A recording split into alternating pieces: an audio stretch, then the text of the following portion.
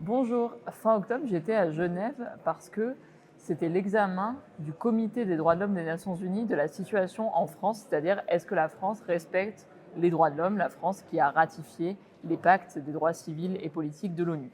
Pourquoi j'y étais? Parce que le groupe Insoumis, en 2023, suite aux violences policières pendant la lutte contre la réforme des retraites, avait envoyé une contribution à ce Comité des droits de l'homme des Nations Unies.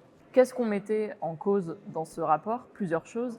L'usage excessif de la force par les policiers et les gendarmes, les violences de la Bravem, les arrestations arbitraires pendant les Gilets jaunes et aussi pendant la réforme des retraites, les atteintes aux libertés associatives et le détournement de la loi séparatisme contre les associations écologistes, ou encore le fichage policier des manifestants. Alors là-bas, on a assisté à plusieurs choses. Premièrement, j'ai rencontré le Comité des droits de l'homme des Nations Unies, j'ai rencontré l'ancien rapporteur spécial qui vise à contrôler le respect de la liberté d'association et de réunion des États membres des Nations Unies. Et l'après-midi, j'ai assisté à l'examen de la France par ce comité. C'est un examen qui était à huis clos, donc on n'avait pas le droit de filmer, pas le droit de prendre des photos. Et c'était Isabelle Rome, l'ambassadrice de France pour les droits de l'homme, avec différents représentants des différents ministères français qui étaient auditionnés par les experts de l'ONU sur la situation en France. Alors c'était un moment assez impressionnant parce que les experts étaient très renseignés et ils ont vraiment cité depuis 2015, parce que la France n'avait pas été examinée depuis 2015, tout ce qui s'était passé, donc les gilets jaunes, la vingtaine de lois liberticides, les contrôles aux faciès, le manque de liberté des peuples autochtones en Polynésie et en Nouvelle-Calédonie, les discriminations dans les Outre-mer en général. C'était un examen extrêmement complet de la situation en France et l'ambassadrice ainsi que les différents ministères ont dû se justifier devant les experts de l'ONU.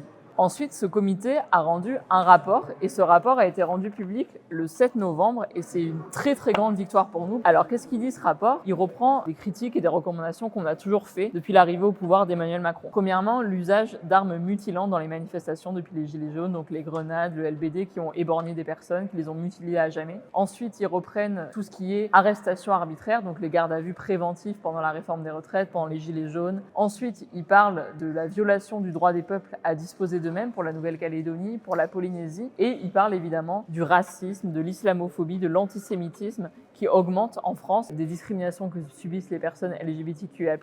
Il dit notamment qu'il est préoccupé par les nombreux cas de discours et crimes de haine raciste, islamophobe, antisémite, xénophobe ou homophobe qui ne seraient pas signalés en raison du mauvais accueil réservé aux victimes dans les commissariats de police et la méfiance des citoyens français à l'égard des forces de l'ordre.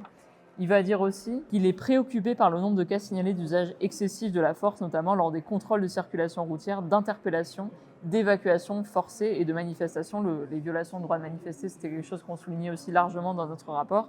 Après, je vous le disais, il a repris tout ce qui est utilisation d'armes à feu et d'armes intermédiaires qui affectent les personnes, qui vont les éborgner, les mutiler à jamais. Et il note que ça touche en particulier les personnes d'ascendance africaine et d'origine arabe, les peuples autochtones et les migrants.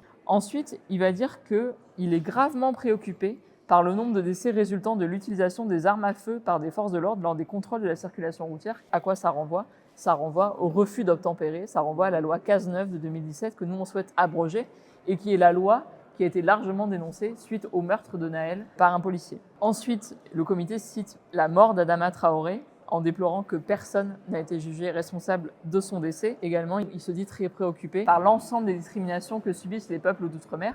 Alors, qu'est-ce que c'est la suite maintenant? Maintenant, la France va devoir répondre par écrit à l'ensemble de ces préoccupations avant novembre 2027. Donc évidemment, c'est un peu regrettable, c'est dans 2 ans, l'élection présidentielle sera passée.